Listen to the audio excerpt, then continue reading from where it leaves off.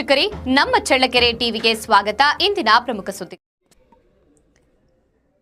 ಕುಸಿಯುತ್ತಿರುವ ಪಾಳೆಗಾರರ ಕಾಲದ ಐತಿಹಾಸಿಕ ಬಾವಿ.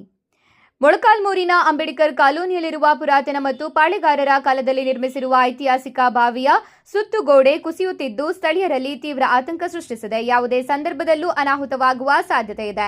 ನಿರ್ಲಕ್ಷ್ಯಕ್ಕೆ ಒಳಗಾದ ಬಾವಿಯ ಗೋಡೆ ಮಳೆಯ ರಭಸಕ್ಕೆ ಕುಸಿಯುತ್ತಿದೆ. ಇದರಿಂದ ಬಾವಿ ಬಳಿ ಹೋಗಲು ನಿವಾಸಿಗಳು ಭಯಪಡುತ್ತಿದ್ದಾರೆ. ಬಾವಿಯ ಪುನರ್ ನಿರ್ಮಾಣ ಮಾಡಿ ಅದಕ್ಕೆ ಮೆಶ್ ಹಾಕುವಂತೆ ಸ್ಥಳೀಯರು ಒತ್ತಾಯಿಸಿದ್ದಾರೆ.